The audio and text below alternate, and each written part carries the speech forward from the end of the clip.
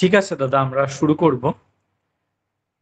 ওম পূর্ণমদঃ পূর্ণমিদং পূর্ণাৎ পূর্ণমুদচ্যতে পূর্ণস্য পূর্ণমাদায় পূর্ণমেবাবশিষ্যতে।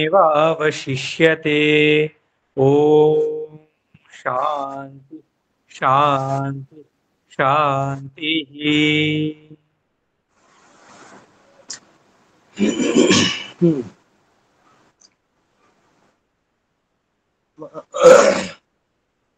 আমরা 2 নম্বর মন্ত্রটা দুই নম্বর মন্ত্র পাঠ চলছিল আমাদের। একটু পূর্ব পাঠ একটু আবশ্যক, সেটা একটু করে নিই। পূর্বে কি কথা হয়েছিল, আমরা এই মন্ত্রের অর্ধেক অব্দি এসেছিলাম। প্রথম মন্ত্রে আমরা ওনার দৃষ্টিভঙ্গিতে বা চিন্ময় প্রত্যক্ষবাদে আমরা এই পেয়েছিলাম যে প্রথম মন্ত্রের বিষয় মূল নির্যাস হচ্ছে এরকম যে প্রথম অংশে রয়েছে দৃষ্টির বিশুদ্ধতা, আর তারপরে রয়েছে ভোগের বিশুদ্ধতা। তো দৃষ্টির বিশুদ্ধতা এবং ভোগের বিশুদ্ধতার পরে তারপরে দ্বিতীয় মন্ত্রে পূর্বান্নেব কর্মাণি, এই মন্ত্রে তিনি ভোক্তৃত্ব, দৃষ্টিত্ব, আর এই মন্ত্রে কর্তৃত্ব, পুরুষের যে 3টি বিভাব আছে সেই 3টির কথা এখানে তিনি আনয়ন করেছেন। করে দুটি মন্ত্রের মধ্যে তিনি একটি সামঞ্জস্য করেছেন। করে বলেছেন যে শুধুমাত্র মানে দুটি প্রথম মন্ত্র এবং দ্বিতীয় মন্ত্রের অন্যায় তিনি ভাবে করেছেন যে একটি পূর্ণায়ত জীবন দর্শনের রূপরেখাকে তিনি দেখিয়েছেন। একটি হচ্ছে ঈশের দ্বারা সমস্ত জগৎ উদ্ভাসিত দেখতে হবে, আবৃত দেখতে হবে, আচ্ছাদিত দেখতে হবে। তবে ওনার যে পারিভাষিক শব্দটি ব্যবহার করেছেন সেটি হচ্ছে উদ্ভাস, এই শব্দটা। তো জগৎ ঈশের দ্বারা সমস্ত জগৎকে উদ্ভাসিত দেখতে হবে, সবকিছুকে তার প্রসাদ রূপে ভোগ করতে হবে, ত্যাগে প্রতিষ্ঠিত থেকে লোলুপ হয়ে নয়, অলোলুপ হয়ে, আর শতায়ু জীবনের উল্লাস নিয়ে কর্ম করে যেতে হবে শেষ পর্যন্ত। দোষ্টৃত্ব, কর্তৃত্ব এবং ভোক্তৃত্ব, এই জীবনের 3টি বিভাগকে কোনোটাকে আগে পরে না করে 3টির মধ্যে একটি সামঞ্জস্য বা সাম্য বজায় রেখে অখণ্ড জীবন দর্শনের কথা তিনি 1 এবং 2 মন্ত্রে দিয়েছেন। প্রথম মন্ত্রের সময় আমরা দেখতে পেয়েছি যে দৃষ্টির বিশুদ্ধির জন্য আমাদের যে পঞ্চ যে ধর্মস্কন্ধের কথা আছে, সেখানে দৃষ্টি বিশুদ্ধির জন্য আমরা ব্রহ্মচর্য অধ্যয়ন এবং তপ, এই 3টির কথা উনি বলেছিলেন। আর গৃহীতার প্রতিষেধ হিসেবে তিনি দান এবং যজ্ঞের কথা বলেছিলেন। এবং যজ্ঞকে তিনি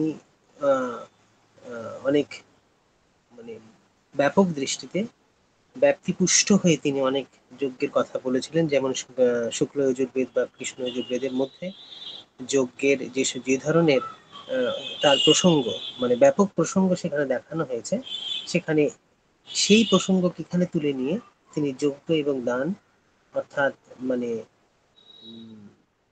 যিনি শুধু সবার অন্তরে, তিনি শুধু সবার অন্তরে নন, মানে যিনি ঈশ্বর আছেন তিনি শুধু সবার অন্তরে নন, সবাইকে ছাপিয়ে সবার বাইরে সর্বাবগাহী সর্বব্যাপী হয়ে তিনি যেমন রয়েছেন, তাকে পাওয়ার যে সাধনা, অর্থাৎ আত্মত্যাগের মধ্যে দিয়ে ব্রহ্ম চৈতন্যের মধ্যে আত্মচৈতন্যের যে সমর্পণ করে দেওয়া, সেই যে ত্যাগের যে একটা রূপ, সেই হচ্ছে যজ্ঞ। যজ্ঞ হচ্ছে আমাদের সেই মানসিক বা বৌদ্ধিক সেই ধরনের একটি সাধন, যা দিয়ে আমরা তাই সাধন করতে পারি। যজ্ঞ হচ্ছে আত্মহুতি, এবং সেই কর্মকে যদি আমরা সেই যজ্ঞের সমপর্যায়ে না নিয়ে যেতে পারি, তাহলে এই মিলন বা ব্রহ্ম চৈতন্যের সাথে আত্মচৈতন্যের ঈশোপনিষদ বর্ণিত যে সম্বন্ধ, সে সম্বন্ধ হতে পারে না। ভোগের ত্যাগ তাহলে বর্জনের দুরাগ্রহ কখনোই হতে পারে না। অর্থাৎ বুদ্ধির সংকোচ দ্বারা ভোগের ত্যাগ করতে গিয়ে যদি কিছু বর্জন করতে থাকি, সেই দুরাগ্রহ সেরকম নয়।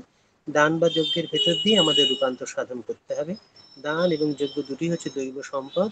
আমাদের মানব চেতনাকে সেই দৈব সম্পদের মধ্যে দিয়ে তাকে আমরা কি করতে পারি, অনুসেচন করে দান ও যজ্ঞের ভেতর দিয়ে তার রূপান্তর সাধন করতে পারি। এক্ষেত্রে সাধারণত যেটা নিরুদ্ধ করতে হবে সেটা কর্মের নয়, সেটি হচ্ছে কর্মের প্রতি যে আমাদের আসক্তি রয়েছে সেইটি, বা চিত্তগত যে গৃহীণতা রয়েছে, যে প্রবৃত্তির যে কৃষ্ণ সংবেগ রয়েছে, সেইটিকে আমরা ত্যাগ করতে হবে। শকুনের মতো যে বিষয়ের উপরে ছড়িয়ে ঝাঁপিয়ে পড়ে এরকম নয়, ধর্ম দিয়ে অনুশাসন দিয়ে তার আষ্টান্তে শিখতে হবে। চিত্তকে অনুগত করতে হবে কার? অনুশাসনের, বা যে প্রশাসন আছেন, যে অন্তর্যামী আছেন তার প্রশাসনত্বের উপরে। এবং সেই হিসেবে আমার চিত্তকে কি করতে হবে, তটস্থতা আনতে হবে। এবং সেই তটস্থই হচ্ছে আমাদের ত্যাগের মূল।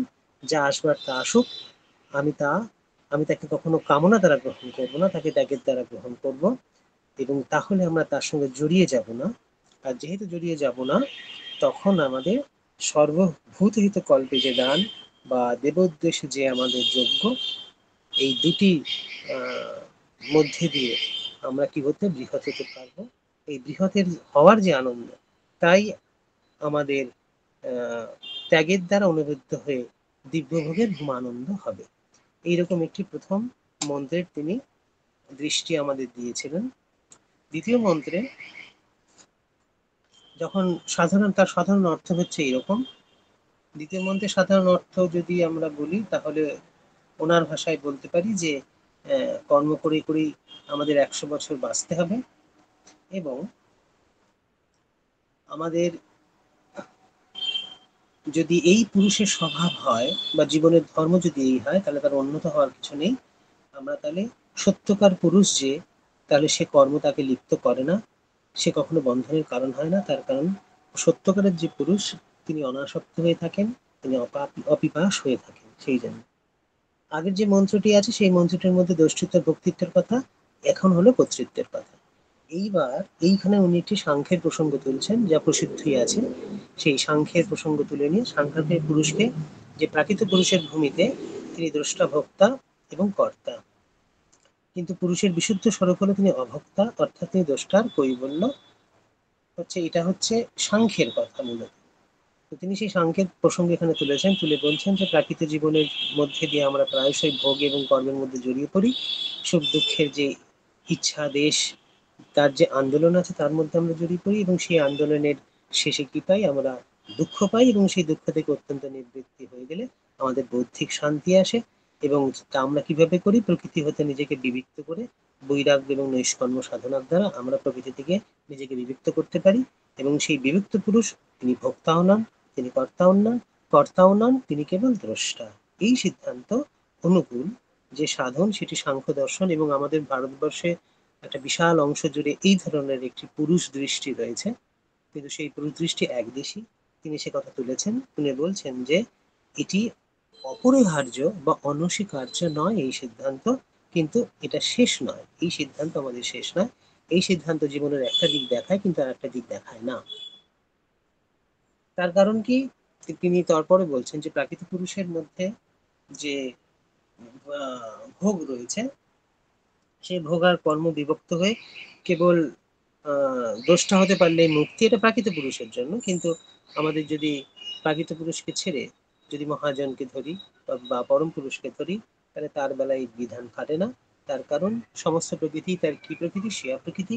তো শিয়া প্রকৃতি হলে সেটা কি হয়, তার সগুণে নিগুড় দিব্য আত্মশক্তির বিচ্ছুরণ। সুতরাং পরম পুরুষকে যখন বাঁধে না তার প্রকৃতি, সেরকম আমরা যদি চেতনার একটা বিস্তার লাভ করতে পারি, তাহলে সেই অপরা প্রকৃতি আমার কাছে পরা প্রকৃতি, এবং ক্রমশ সে পরমা প্রকৃতি হয়ে সে আমাকেও বাঁধবে না। এই ধরনের একটি দৃষ্টি দিচ্ছেন। এবং তার সম্বন্ধ করছেন তিনি এই সাংখ্যের বিরুদ্ধে বলতে গিয়ে, তিনি তার প্রসঙ্গকে ব্যক্ত করছেন কোথা থেকে, গীতা থেকে। সেই গীতায় তিনি বলছেন যে তখন পুরুষ হচ্ছে উপদেষ্টা, তিনি অনুভন্তা এবং ভর্তা এবং মহেশ্বর। তাহলে এই যে ভর্তা ভোক্তা, এই যে প্রসঙ্গটি আছে, এই প্রসঙ্গটিকে তুলে নিয়ে উনি বলছেন যে ভর্তা এবং ভোক্তার মধ্যে আমরা দিব্য ভোগ এবং দিব্য কর্মেরই একটা কি পাই, জ্ঞান পাই। এরা দিব্য কর্ম এবং দিব্য ভোগেরই জ্ঞাপক। সুতরাং কর্ম বলতে গেলেই যে শুধুমাত্র যে আমাদের অন্ধ তমসার মধ্যে থাকতে হবে বা কৃষ্ণ কর্ম হতে হবে বা গৃহীতার দ্বারা কর্ম হতে হবে, এরকম কোনো বিশেষ প্রসিদ্ধি নেই। কিন্তু প্রসিদ্ধি এও আছে যে দিব্য ভোগ এবং দিব্য কর্মের মধ্যে দিয়েও আমরা কি করতে পারি, ব্রহ্মাণ্ডের পরমাত্ম ভাবের সর্বত্র আবিষ্ট হতে পারি। তার কারণ কি? তার কারণ বলতে উনি বলেছেন যে এই বিষয়ের মধ্যেই মানে এই উপনিষদের মধ্যেই আমরা তার পরিভু এবং পরিগন্তা যে রূপ আছে সেই রূপকে আমরা উল্লেখ করতে পারবো, এবং সেই পরিভু এবং পরিগন্তা রূপের মধ্যে তিনি আমরাও হতে পারি, বা মানবও হতে পারে পরম পুরুষের মতো দ্রষ্টিত্বে, ভোক্তৃত্বে এবং কর্তৃত্বে সম, বা দ্রষ্টিত্বে, ভোক্তৃত্বে, কর্তৃত্বে তার কোনো ভেদ থাকবে না, এক অখণ্ড জীবন দর্শনে রয়েছে। একটা অখণ্ড জীবন দর্শনের উপরে তার জীবনের ভিত্তি হতে পারে।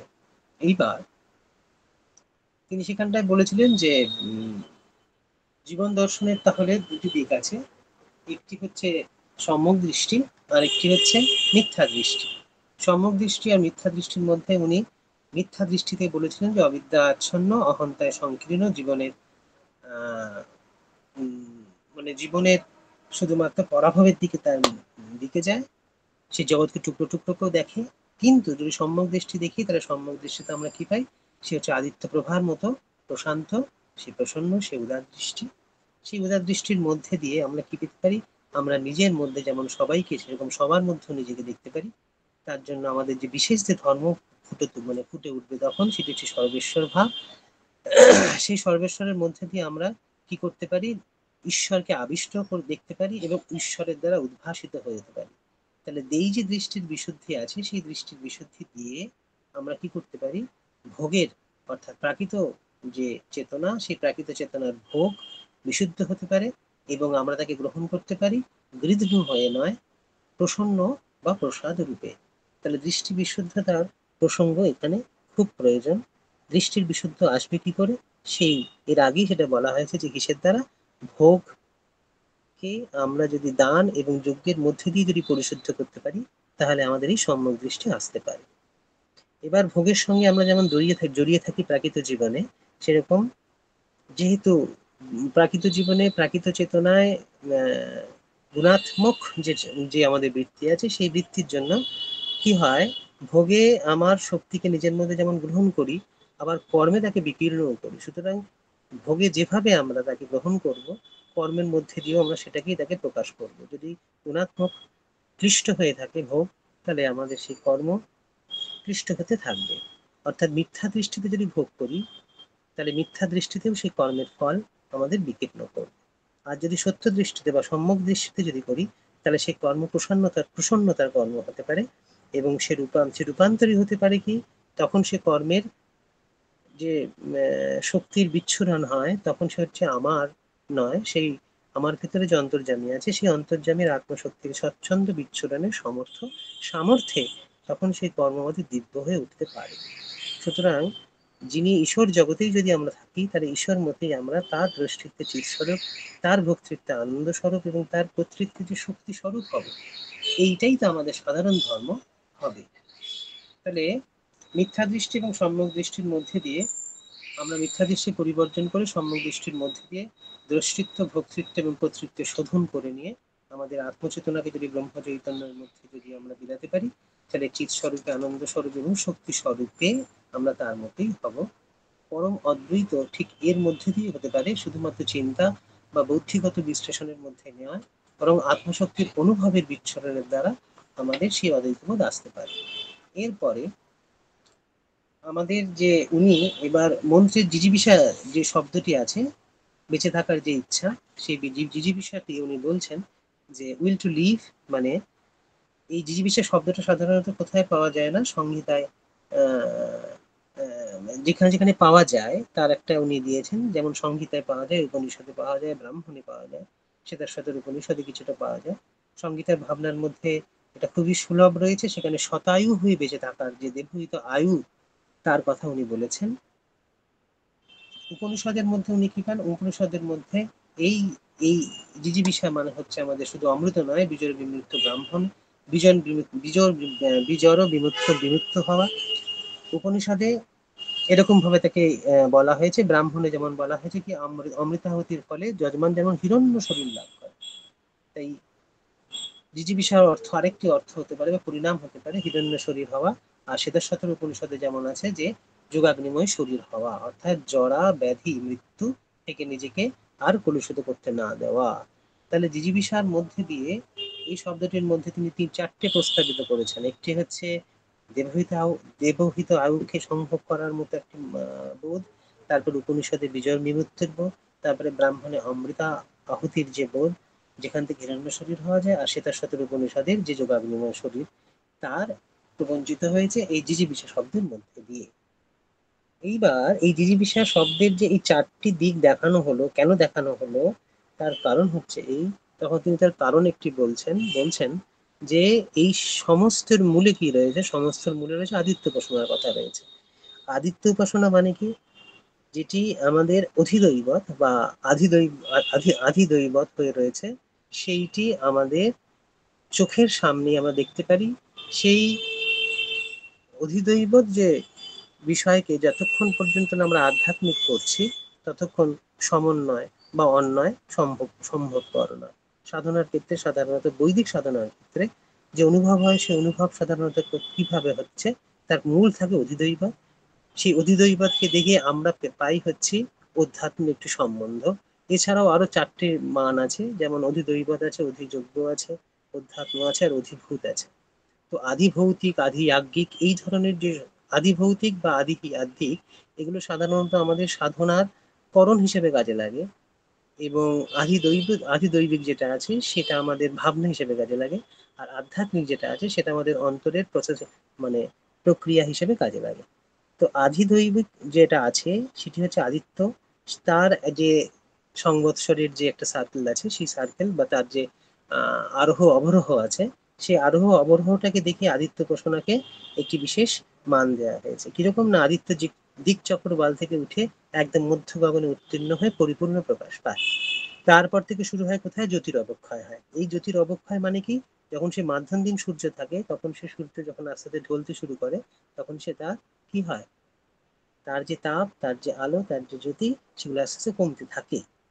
এইবার এই যে মাধ্যান্দিন সূর্য আছে, সেই মাধ্যান্দিন সূর্যকে যদি আমি আর হেলতে না দিই, কিভাবে হেলতে না দিই?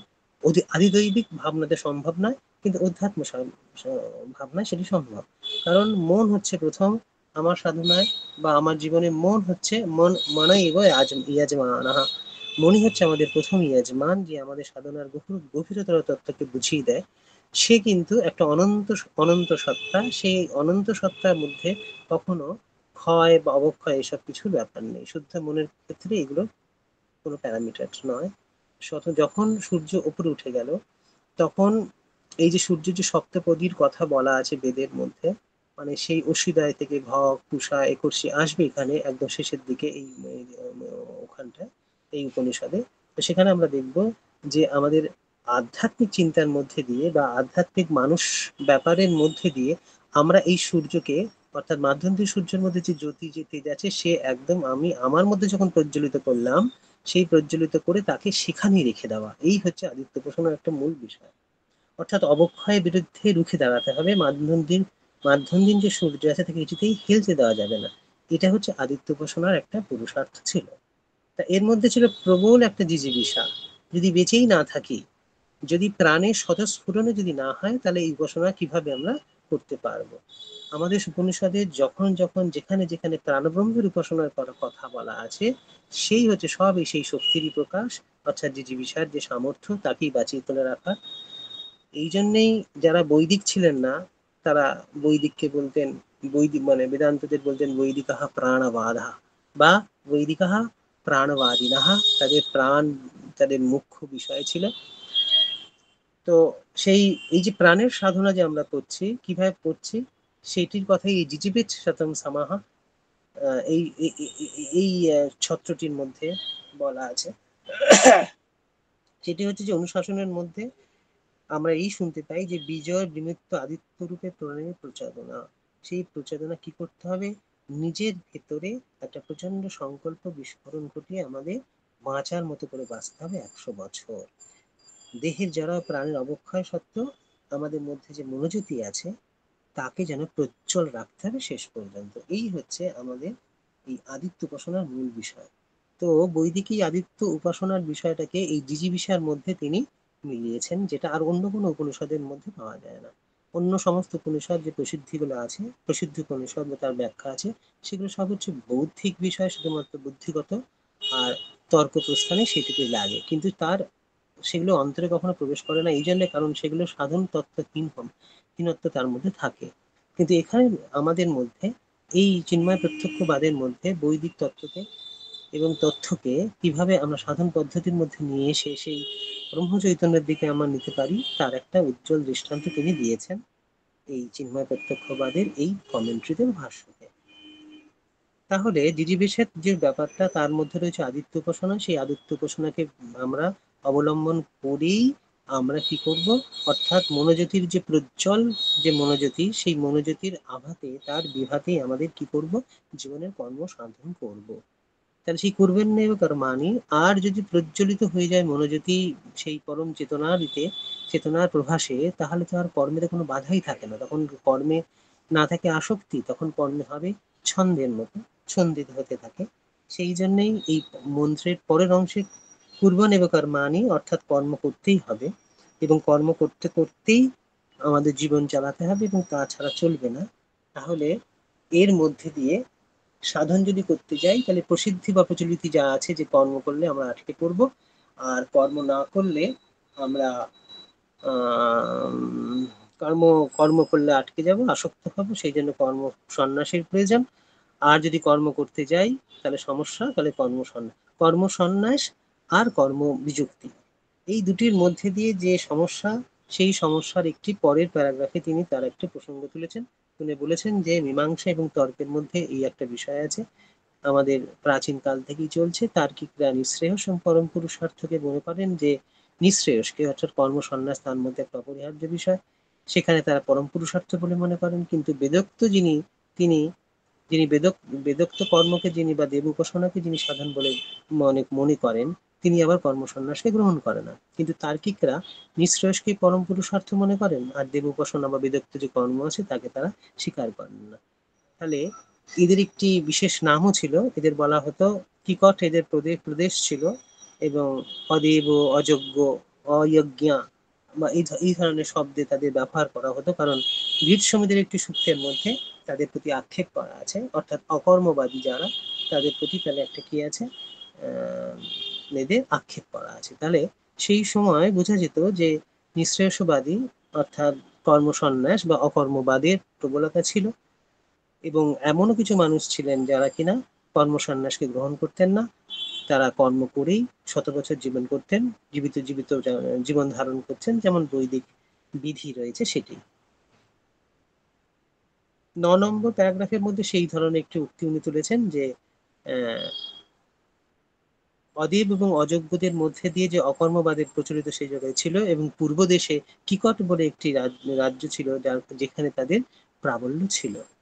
এবার কর্মসন্ন্যাসকে যারা সাধন রূপে গ্রহণ করছেন, সাধারণভাবে তাদের হচ্ছে যে সিদ্ধি, তাদের সেই সিদ্ধি সাধারণত বিনাশ বা চেতনার পরিনির্বাণে নিয়ে যায়। এবার এই চেতনার বা পরিনির্বাণ যেটা আছে, সেটা বৈদিক সাহিত্যের মধ্যেও আছে, বৈদিক সাধনার মধ্যেও আছে, তবে সে অর্থে নয়।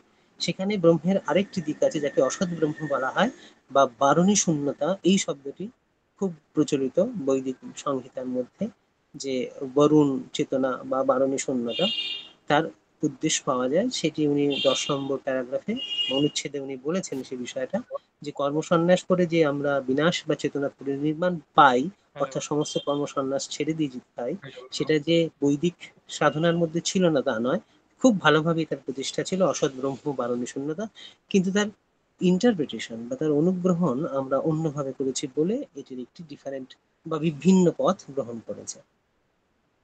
11 নম্বর প্যারাগ্রাফটার মধ্যে দেখা যাচ্ছে যে তিনি তার এই যে একটা পূর্বপক্ষ প্রসঙ্গ তুলেছেন, সেই পূর্বপক্ষ প্রসঙ্গের মধ্যে রয়েছে যে শেষ পর্যন্ত, মানে পূর্বপক্ষ বলতে সাধারণ যে প্রসিদ্ধি রয়েছে, তারা কি চায়, তারা চায় শূন্যতে মিলিয়ে যাওয়া, যেমন বৌদ্ধ আছে, সাংখ্য আছে, এদের মধ্যে যেমন জলে জলে যেমন মিশে যায়, সেরকম মৃত্যুতেই সমস্ত শেষ হয়ে যায়।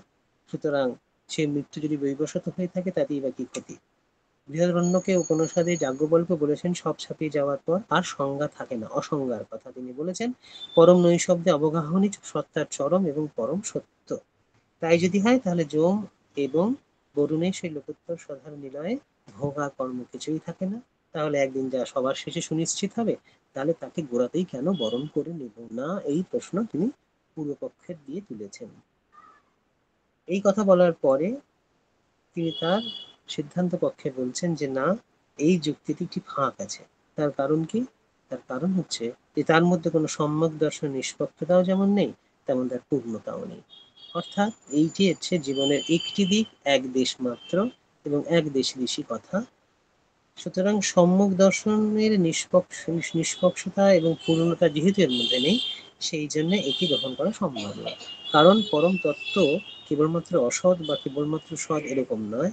তিনি একধারে অসৎ, তিনি একধারে সৎ, তিনি একধারে মরণ, তিনি একধারে জীবন। অর্থাৎ যদি তিনি অখণ্ড অনন্ত অসীম হয়ে থাকেন, তাহলে আমাদের এই সমস্ত বিভাগগুলোকেই গ্রহণ করতে হবে, নাহলে একটির জায়গায় অন্য সত্য অদ্বৈত হানি হতে পারে। তা জীবনের যে মূল গতি, তারই গতি, এবং আবার মৃত্যুর যে গতি, নিবৃত্তি গতি, সেটা তারই গতি। প্রাণে প্রবৃত্তি নিবৃত্তি এগুলোর মধ্যে দিয়ে শুধুমাত্র তারই গতি চলছে। তার প্রসম স্বভাব,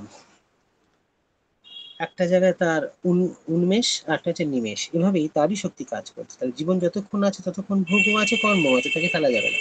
কিন্তু তাহলে তার এই বিষয়টাকে আমরা কি করতে হবে, অন্যদিকে মুখ ঘুরিয়ে নিতে হবে। যেমন ত্যাগের দ্বারা প্রশাসিত ভোগ যেমন বিশুদ্ধ, নির্লেপের দ্বারা প্রশাসিত কর্ম তেমন বিশুদ্ধ। অর্থাৎ ভোগের বিশুদ্ধতা আর যদি কর্মের বিশুদ্ধতা, এই জায়গাটায় যদি আমরা জোর না দিই, তাহলে এই সমস্ত কথনই বিফল হয়ে যাবে। যে যে ত্যাগের কথা আমরা 1 নম্বরে পেয়েছি প্রথম মন্ত্রে, তার দ্বারা যে প্রশাসিত যে ভোগ, সেই ভোগই বিশুদ্ধ।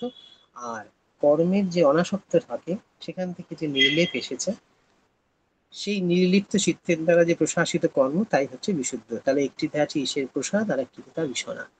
এই দুটিকে যদি আমরা দেববিদ, দেবহিত বা দেবসিত করতে পারি, তাহলে কি হবে?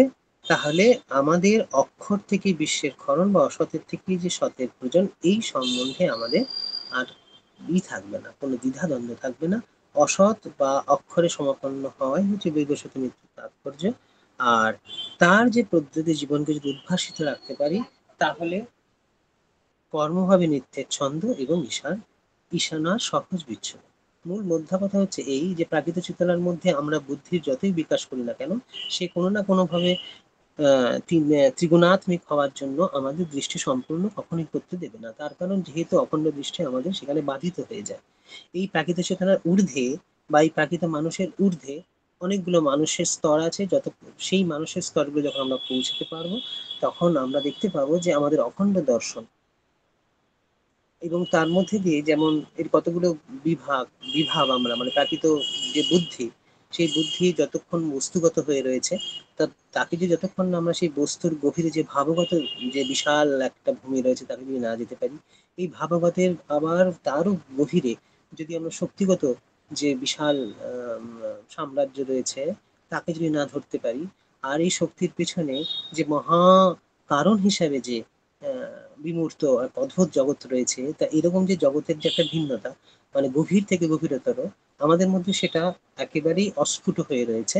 অন্তর্মুখ হয়ে যখন আমরা এই প্রাকৃত মানুষের ওপরে যদি যখন আমরা উত্তর মানুষের দিকে যাব, যখন আমি উত্তর মানুষের আরো গভীরে যখন আমি যাব, তখন প্রভাস মানুষের দিকে যাব, প্রভাস মানুষের আরো গভীরে যখন যাব, তখন আমি পাবো বোধি মানুষের পাবো, বোধি মানুষের যখন আরো ঊর্ধ্বে ঢুকবো বা আরো গভীরে যখন আরো ব্যাপক হয়ে উঠবো, তখন আমরা অধি মানুষে যাব। এই ধরনের নানা রকম মানুষের স্তর রয়েছে। এরকম এই স্তরের কথা আমরা সাধারণত আমাদের যে সিদ্ধান্ত গ্রন্থ আছে, তার মধ্যে এরা একেবারেই এইসব কথা থাকে না।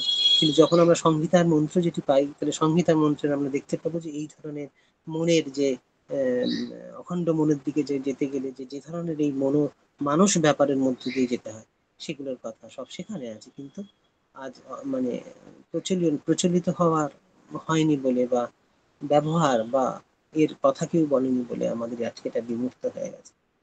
তো যাকে তো কর্ম হবে নিত্যের ছন্দ এবং ঈশনার সহজ বিচ্ছরণ। অর্থাৎ ওই মানুষ ব্যাপারকে যখন আমি লোকোত্তরে নিয়ে যাব, যখন বিশ্বাতীত সেই অখণ্ড ছন্দতে যখন নিয়ে যাব বা অখণ্ড চেতনায় নিয়ে যাব, তখন দেখতে পাবো যে আমাদের সেই কর্ম তখন আমাদের কি হয়ে যায়, যোগ্য হয়ে যায়।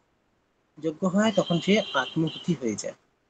এইবার তারপরের প্যারাগ্রাফে তিনি বলছেন যে এখানটায় কর্ম তাহলে অনুশাসন পাচ্ছি, যে কর্মের অনুশাসন এখানে করা হচ্ছে, যে নিত্যের ছন্দে যে কর্ম হবে সেই কর্ম কোথায় পাচ্ছি? এই উপনিষদে। আর এই উপনিষদ যেহেতু শুক্ল যজুর্বেদ এর পরিশেষ রূপে রয়েছে, সেই জন্যে সেখানে আমরা কর্মকে যোগ্য হিসাবে পাচ্ছি, এবং যোগ্য সংজ্ঞাটি এখানে ব্যাপক অর্থে গ্রহণ করা হয়েছে। এবং সেই ব্যাপক অর্থটার জন্য উনি দেখিয়েছেন যে ঋক সংহিতায় যে যজ্ঞ সে সাধারণত দেবকর্ম, বা এর একটি পারিভাষিক শব্দ আছে ঋক সংহিতাতে, তাকে বলা হয়েছে নাক, বা আদিত্যের ওপরে বিষক লোকের প্রাপ্তির সাধনা। এটা সাধারণত নাক, এই যে নাক লোক বা বিষক লোক, সেই বিষক লোক হচ্ছে কি বেসিক্যালি, যদি এরকম ভাবে আমরা একটা স্তর করে দিই, যে প্রথম হচ্ছে পৃথিবী, যার মধ্যে আমাদের অগ্নি চেতনা রয়েছে, বা আমাদের পার্থিব সংগীতের যে চেতনা রয়েছে, আমি জেনারেল সাধারণভাবে বলছি, বিশেষভাবে নয়। তাহলে পৃথিবী, এই পৃথিবীর যে ঊর্ধ্বে বা এই পৃথিবীকে ধরে তাকে আবৃত করে রয়েছে অন্তরিক্ষ, সেই অন্তরিক্ষকে আবৃত করে রয়েছে দুলক। দুলকের আবার যখন আমরা দুলকে পৌঁছাচ্ছি, অর্থাৎ যদি আমরা পুরাণের কনসেপ্ট ধরি, তাহলে ভুবর সহা মহা, এই যে জনলোক সত্যলোক এই যে আছে, মহল্লোককে আমাদের বিজ্ঞান ভূমি বলা হয়। তো এই দুলক হচ্ছে আমাদের সেই জায়গাটা, অর্থাৎ পৃথিবী থেকে যখন আমরা অন্তরিক্ষে যাচ্ছি, বোঝাই যাচ্ছে এগুলো সব সব টোটালটাই হচ্ছে একটা চৈতসিক ব্যাপার, একটা মানসিক ব্যাপার, একটা মানস ব্যাপার। যখন ধ্যান তন্ময়তার মধ্যে দিয়ে যখন বিশাল হচ্ছে, তখন আমাদের এইটি চোখে পড়ে। পৃথিবী চেতনা থেকে যখন অন্তরিক্ষ, সেই অন্তরিক্ষ থেকে দুলোক, তখন দুলোকের দুটি বিভাগ এসে শুরু হয়। একটি হচ্ছে নাক লোক, একটি হচ্ছে স্বর লোক। এইসব পরিভাষা, এইসব মানে সংজ্ঞাগুলো সাধারণত আমাদের সংহিতাতে এগুলো খুব প্রচলিত। উপনিষদে অত বেশি প্রচলিত নয়, কিন্তু সংহিতাতে প্রচলিত, সেই অর্থে ব্রাহ্মণ এবং আরণ্যকেও এগুলো প্রচলিত আছে। তাহলে দুলোকের যখন ঢুকছি, তখন দুলোকের ভেতর থেকে নাক এবং স্বর, এই দুটো লোক আলাদা হচ্ছে। আলাদা হচ্ছে না, মূলত মূলত হচ্ছে দুলকের, এটি হচ্ছে দুটি বৈভব বা দুটি বিভাগ বলা যেতে পারে। যেমন আমি সাধন সংস্কার নিয়ে আসব, সেরকম ভাবে এর আমাদের প্রাপ্তি হবে। স্বর আর নাক দুলকের বিভাগ। স্বর আর নাক সিদ্ধির ভূমি, অন্তরিক্ষ হচ্ছে সাধনার ভূমি, আর পৃথিবী হচ্ছে তার প্রতিষ্ঠা, আর দুলক হচ্ছে তার অধিষ্ঠা। তার সাধক যখন সাধনা করছে, তখন পৃথিবী হচ্ছে তার কি প্রতিষ্ঠা, আর পৌঁছাতে হবে কোথায়? দুলকে। দুলক হচ্ছে অধিষ্ঠা, মধ্যখানে হচ্ছে অন্তরিক্ষ লোক, এবং অন্তরিক্ষ লোকটি হচ্ছে মূলত সাধনার ভূমি। এবার যখন দুলকে যখন পৌঁছাচ্ছি, তখন তার দুটি ভাগ হয়ে যাচ্ছে, একটি নাক, একটি হচ্ছে স্বর। তা স্বরেরও ঊর্ধ্বে আরো লোক আছে, সেই লোকগুলো একেবারেই তখন আমাদের এই পরে যেটা, তখন সে বারণী চেতনার লোক দিকে চলে যায়, যাকে আমরা সাধারণত অসৎ ব্রহ্ম বলে সংহিতাতে জানি। তো এই যে কর্ম, এই কর্ম এখন যজ্ঞ, সেই যজ্ঞ দেবকর্ম। এই দেবকর্মের দৃষ্টিভঙ্গি কোথায় যাচ্ছে? নাকে বা বিষকলোকে প্রাপ্তি। যা কেবল বিধিতন্ত্রিত ক্রিয়া বা বিশেষের বাহুল্য তো নয়, সে হচ্ছে কি, সে হচ্ছে একটি বিশেষ উৎসর্গ ভাবনা দ্বারা ভাবিত কর্ম। সেটি কি হয়? যেমন ইয়াস্ক এই নাক সম্পর্কে বলেছেন যে এটি একজন রসের ভাতি এবং জ্যোতির নেতা, তিনি এই দুটি শব্দ ব্যবহার করেছেন।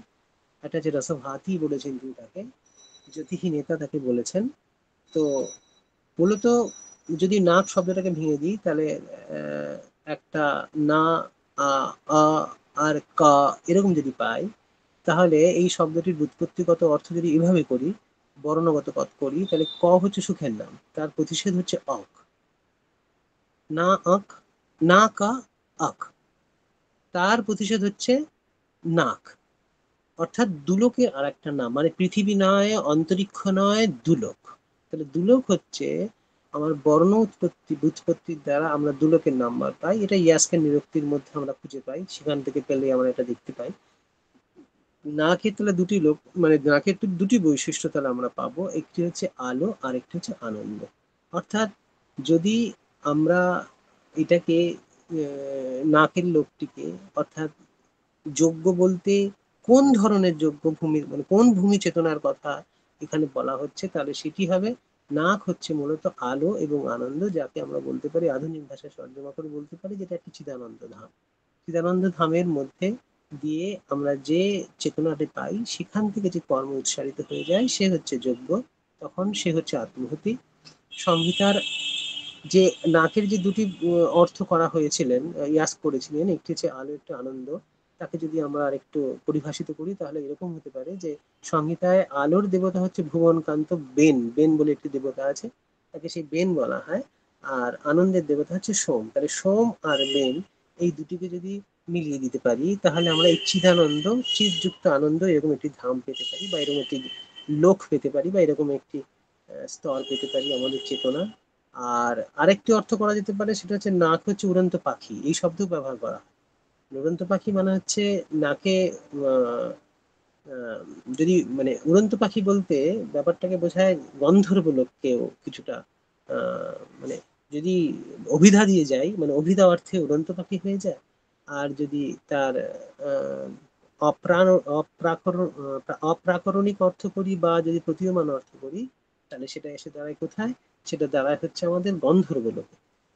এবং এই গন্ধর্বলোক ওই গন্ধর্বলোক নয় যে গন্ধর্বলোকের আনন্দ কিছুটা বিমৃষ্ট, এরকম না, এটা অবিমৃষ্ট অবিমৃষ্ট অংশ এইটি। তাহলে নাক হচ্ছে আমাদের সেই লোক যে কিনা আমাদের চিদানন্দ ধাম, যেখানে আলো এবং আনন্দ এই দুটি, যেখানে কিনা রসের ভাতি, যেখানে কিনা জ্যোতির নেতা বা জ্যোতির যা নেতৃত্বে রয়েছে সেই ধরনের লোক, যে কিনা অফুরান কর্ম প্ররোচনায় বা দ্রষ্টিত্ব, বক্তৃত্ব, কর্তৃত্ব এই ধরনের সমস্ত বৃত্তির অফুরান অক্ষয়মান উৎস যেখানে রয়েছে, তো সেই অংশের কথা এখানে বলা হয়েছে যে সেই লোকের প্রাপ্তি সাধনা হচ্ছে যজ্ঞ।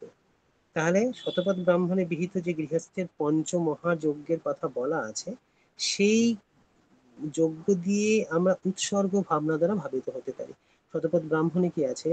যে পাঁচখানা যজ্ঞ, মানে ভূতযজ্ঞ, মানুষযজ্ঞ, বৃত্তিযজ্ঞ, দেবযজ্ঞ, ব্রহ্মযজ্ঞ, এই পাঁচখানা যে যজ্ঞের কথা বলা হয়েছিল তার মূল কথাই হচ্ছে এই, যে সমস্ত একটা মানে ইহলোকে পরলোকে সমস্ত লোকে যত কিছু এন্টিটি আছে, যত কিছু তরুলতা কীট পতঙ্গ যত কিছু আছে, সবার মধ্যে আমাদের সেই এক সর্বাত্ম ভাবের যে বিষয়, সেই সর্বাত্ম ভাবকে জাগরণ করার জন্যই এই পঞ্চমহাযজ্ঞ করা হয়েছে।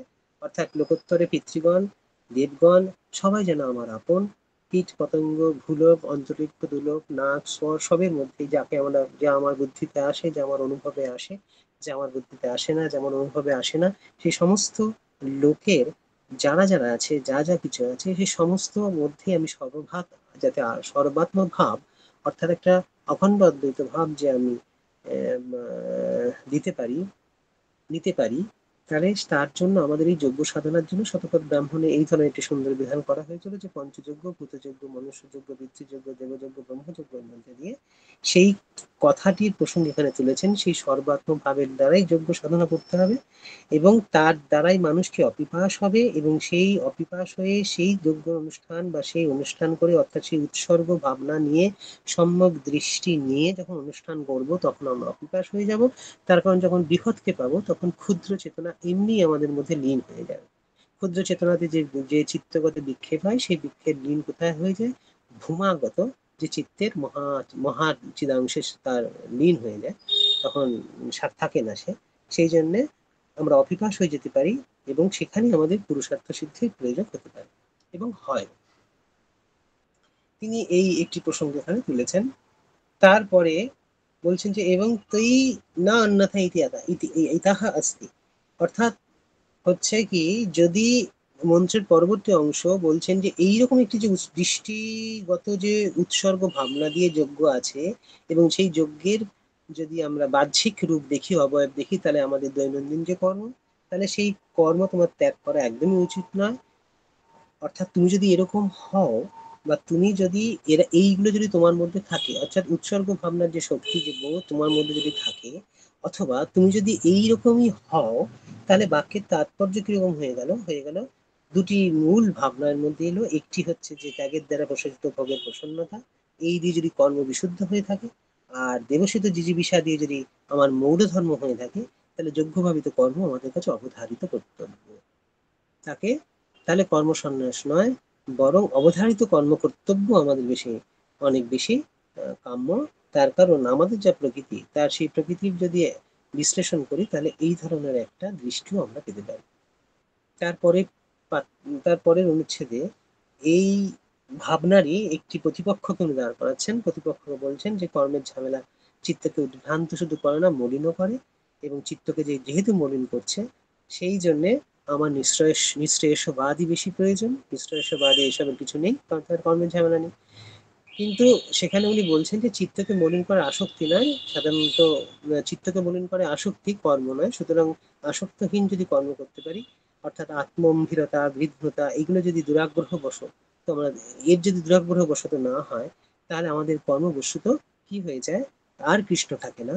সেখান থেকে পরিবর্তিত হয়ে চিত্রের প্রসন্নতা আমাদের ফুটে ওঠে। তার কারণ আসক্ত বা গৃহীতা যুক্ত যে বা আত্মাম্ভরিত যে কর্ম আছে, সেই কর্ম সাধারণত আমাদের কি করে, চিত্তের মধ্যে একটা প্রসন্নতাকে কি দেয়, অঞ্জন দিয়ে দেয়, কালিমা কালিমা দিয়ে দেয়।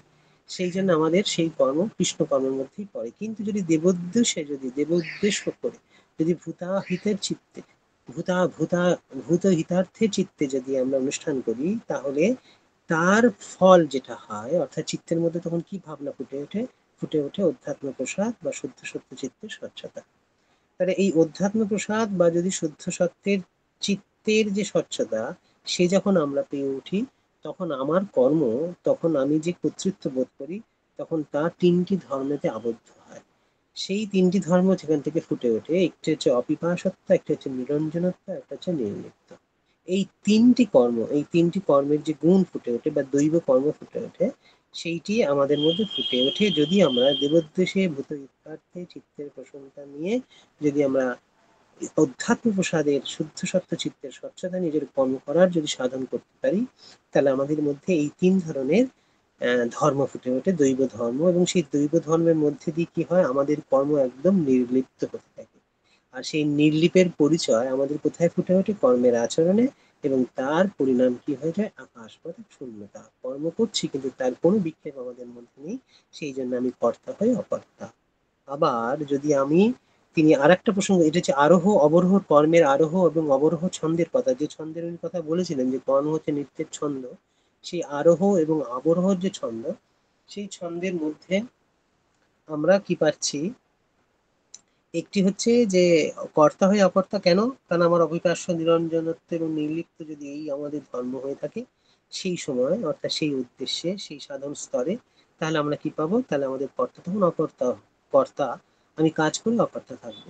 আবার যখন কর্ম আমাদের কিভাবে আত্মশক্তি নির্ঝরণ হবে বা শত নির্ঝরণ হবে, অর্থাৎ আকাশ হতে যেমন আদিত্য রশ্মির বিচ্ছরণ হয় শত সম্ভবী হয়ে, সেরকম ভাবে যখন আমার কর্ম যখন কোন রকম নিজের প্রয়াসে নয় বরং অন্তর্যামীর প্রয়াসে যখন ফুটে উঠবে, তখন সে সিদ্ধ চেতনার বিসৃষ্টি হবে, তখন সে অক্ষরের থেকে ক্ষরণ হয়, তখন আমি পুরুষ, তখন অকর্তা হয়ে কর্তা। গীতার মধ্যে যে কৃষ্ণ কর্মকৃত বলে যে প্রসঙ্গ তুলে কর্মের একটি বিশাল বর্ণনা করে তার জটিলতাকে তিনি সহজ করেছিলেন গীতাকার, সেই প্রসঙ্গ এখানে তুলে নিয়ে তিনি বলছেন যে কৃষ্ণ কর্মকৃত হওয়ার অর্থ হচ্ছে এই, যে অবিভাস নিরঞ্জন এবং নির্লিপ্ত হয়ে যখন আমি কর্ম করছি, তখন কর্তা এবং অকর্তা। আবার যখন আমি সিদ্ধ চেতনায়, অর্থাৎ সেই সিদ্ধ চেতনায় যদি আমি পৌঁছে যাই, আমি যদি প্রাপ্ত হই, তখন আমার যে কর্ম হবে, তখন সে সিদ্ধ চেতনার বিসৃষ্টি হবে অক্ষরের ক্ষরণের মতো। অক্ষীয়মান শতধারায় যখন সে ফুটে উঠবে, তখন আমি অকর্তা হই কর্তা। তাহলে এমনি করে কিছু করেও পারেন না, আবার না করেও কিছু পারেন। এই হচ্ছে কৃষ্ণ কর্মকৃতের একটা নির্লিপ্ততা। এই কথা তিনি এখানে বললেন। তারপরে এই কৃষ্ণ কর্মকৃত কি করে না মানুষের মধ্যে আসছে, তিনি তার অন্যয় দেখিয়েছেন। বলছেন যে নরের প্রাচীন রূপ হচ্ছে নৃ, আর এই নৃর অর্থ হচ্ছে কি, ইয়াস তার নিরুক্তিতে বলেছেন নারা নৃত্যান্তি কর্মসু, যে নিচে নিচে কর্ম করতে পারে, অর্থাৎ যার কর্মের মধ্যে আমাদের কি আছে, একটা নৃত্যের ছন্দ আছে। ঠিক এমনই কথা আমরা দেবী ভাগবতেও পাই। দেবী ভাগবতও যদি আমরা দেখি, দেবী মাহাত্ম্যের মধ্যে আমরা দেখি অদ্ভুত ভাবে করা শেখানো গেল, কিন্তু সেসব সম্বন্ধ আমরা একেবারেই ভুলে গেছি। সম্বন্ধ হচ্ছে এই যে সেখানে বেদব্যাস এমন ছবি এঁকেছেন, বলছেন যে নিগুড় দুর্হ তিনি কর্ম করছেন, যুদ্ধ কর্ম করছেন, কিন্তু তার অধরের হাসিটিকে কিন্তু অটুট রয়েছেন। অর্থাৎ ভীষণ কাজ করছি, ভীষণ কর্মে লিপ্ত আছে, কিন্তু যা করছি তা যেন একেবারে খেলায় করছি, যা করছি তা যেন চিত্তকে নন্দিত করে করছে, খেলার মতো করছে বা নৃত্যের মতো করছে, শিল্পের মতো করছে। তো দেবী ভাগবতের এই বিষয়টা খুব ভালো করে বলা আছেন যে দেবী সংহরণ করছেন, কিন্তু সঙ্গে সঙ্গে তার ঠোঁটের যে হাসি, অধরের যে মৃদুতা, সে যেন কখনো ক্ষয় হয়নি। অর্থাৎ অন্তরে তার অক্ষীয়মান শতধারা, আর বাইরে তার সেই কর্মের স্ফুরণ ঘটেছে। সেখানে আর হরণ নয় বা সংহরণ নয়, সেই সংহরণে তখন দিব্য কর্মে পরিণত হয়েছে। এখানেও ঠিক তাই, যে ইয়াস্ক নিরক্ষিততে বলছেন যে নৃ শব্দের অর্থ হচ্ছে যে কি, যেটা কিনা উনি মানুষ এবং দেবতা, অর্থাৎ ঋষির অর্থে এবং দেব অর্থে, দুটি অর্থে ব্যবহার দেখিয়ে বলেছেন যে নরা নিত্যান্তি কর্মসু, নরাহা, নরা যে নর, যে সেই নর কি করছে, সে নেচে নেচে কর্ম করছে, ছন্দিত হয়ে কর্ম করছে। আবার এই একই ধরনের ভাবনা গীতাতেও তিনি বলছেন পৌরুষম ঋষু। সংহিতায় এই একই রকম শব্দের বলিষ্ঠ ভাবনা, মানুষ একই রকম বলিষ্ঠ ভাবের দোটানা আছে। তা যদি গীতাকে, সংহিতাকে, ইয়াসকে, এই নিরুক্তি, এই তিন ধরনের দৃষ্টিকে দিয়ে যদি আমরা দেখি, তাহলে সব মিলিয়ে বলতে পারি যে নির্লিপ্তের কর্ম নরের কর্ম, তার মধ্যে কি আছে, তার মধ্যে দুটি বিশেষ গুণ যুক্ত রয়েছে। একটি হচ্ছে নৃত্যের ছন্দ, আর আরেকটি হচ্ছে পৌরুষের উল্লাস, যা কিনা পরম দেবতার আত্মবিসৃষ্টির সর্বত্র। তাহলে নৃ বা নর তখনই সম্ভব, বা নর সংজ্ঞা তখনই পারিভাষিত হতে পারে সংজ্ঞা, যখন কিনা পরম দেবতার যে আত্মীয় সৃষ্টি, তার যখন সে সর্বত্র হয়। আর তার ফলস্বরূপ আমরা কি পাই? তার ফলস্বরূপ আমরা পাই যে সে কর্ম কখনো আমাকে বাঁধে না, সে কখনো বন্ধন হতে পারে না। তিনি তার এই ভাষ্যের 16 নম্বর অনুচ্ছেদে এই প্রসঙ্গটি তুলেছেন। তাহলে এই যে উপনিষদটির প্রথম এবং দ্বিতীয়, এবার তিনি উপসংহার করে তিনি এই ইসেকে বলছেন, এই হ্যাঁ, 17 নম্বর অনুচ্ছেদে আমরা দেখতে পাচ্ছি যে তাহলে উপনিষদের প্রথম দুটি মন্ত্রের মধ্যে কি পাচ্ছি, যে পূর্ণায়ত একজন জীবন দর্শনের রূপরেখা পাচ্ছি। তাহলে পূর্ণায়তন জীবন দর্শন রেখার মধ্যে সাধারণত তিনটে তিনি মান রেখেছেন, যেখানে আধ্যাত্মিক ব্যাখ্যার তিনটি মান উনি দিয়েছেন।